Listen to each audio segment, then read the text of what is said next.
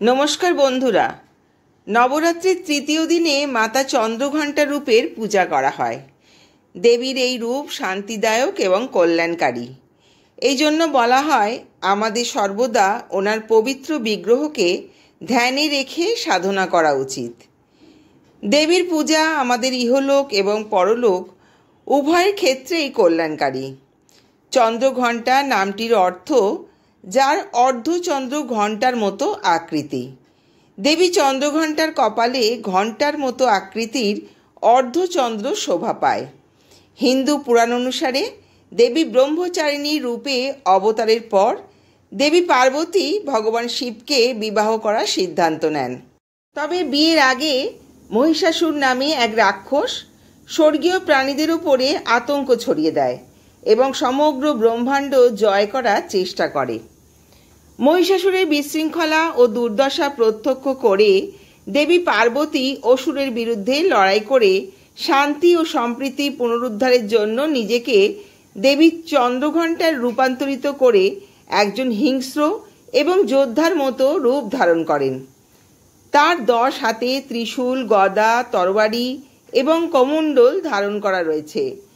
পঞ্চম বাম হাতটি বরদ মুদ্রায় ধারণ করা হয়েছে। তিনি তার 4 ডান হাতে পদ্মফুল, তীর, ধনুষ এবং জপমালা ধারণ করেছেন এবং পঞ্চম ডান হাতটি অভয় মুদ্রায় ধারণ করেছেন। দেবী চন্দ্রঘণ্টায় মা দুর্গার এই শক্তিশালী রূপ আমরা দেখতে পাই। বন্ধুরা, এবার আমরা জানব মা চন্দ্রঘণ্টার পৌরাণিক কাহিনী। শিবপুরাণ অনুসারে 5000 বছরেরও বেশি সময় তপস্যা করার পর মা পার্বতী অবশেষে ভগবান শিবের সাথে বিবাহ বন্ধনে আবদ্ধ হন।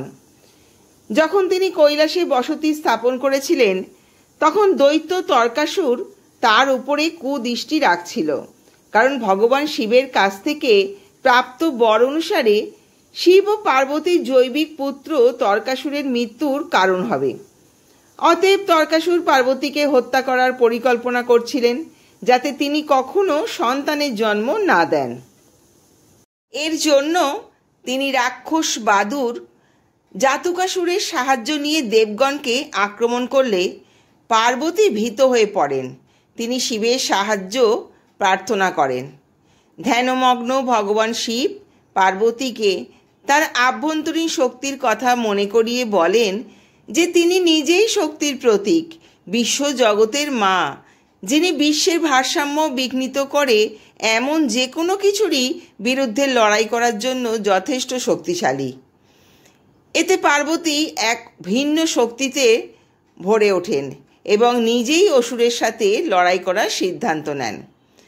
পার্বতী জটুকাসুরের মুখোমুখি হতে বেরিয়েছিলেন, কিন্তু তিনি কোনো রাক্ষস বাদুর বা সেনাবাহিনীকে দেখতে পাননি, কারণ তারা পুরো আকাশটা তাদের ডানা দিয়ে ঢেকে ফেলেছিল। কেবল চারিদিকে অন্ধকার। দেবী তখন চন্দ্রদেবের সাহায্য চান।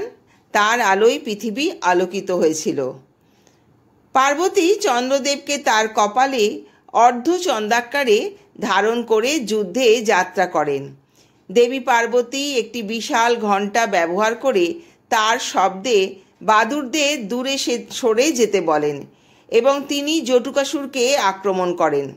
তরবারি দিয়ে তার ডানা কেটে দিলেন, ঘণ্টা দিয়ে তার মাথায় আঘাত করলেন, ত্রিশূল দিয়ে তার বুকে ছুরিকাঘাত করে তাকে হত্যা করেন। এই ঘটনাটি মা দুর্গার তৃতীয় রূপ চন্দ্রঘণ্টা সম্পর্কে।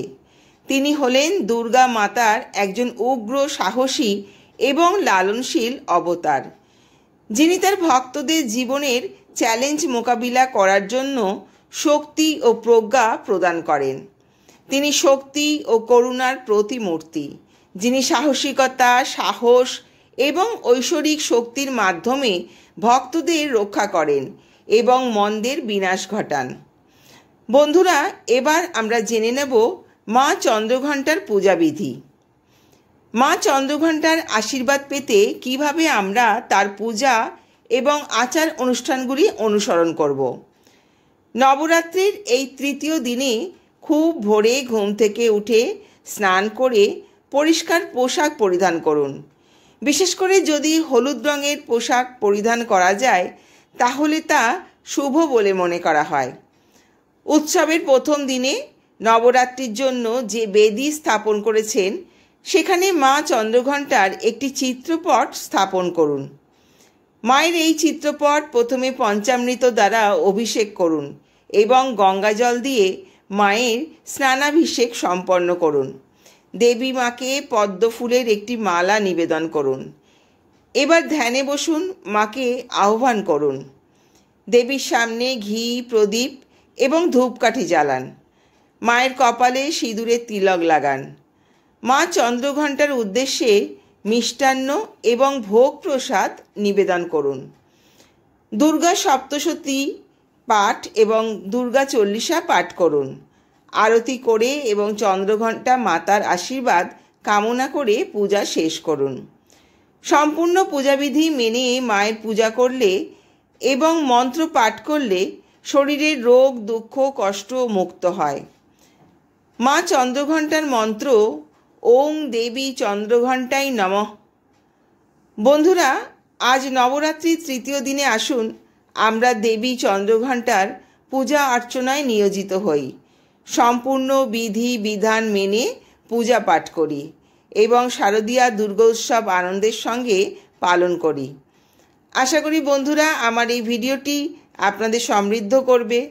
যদি ভিডিওটি ভালো লাগে তবে আপনাদের পরিচিতদের মধ্যে শেয়ার করে তাদের শোনার সুযোগ করে দেবেন। চ্যানেলটি সাবস্ক্রাইব করে পাশে থাকবেন। সবাই সুস্থ থাকবেন, ভালো থাকবেন। শুভ শারদীয়া। নমস্কার।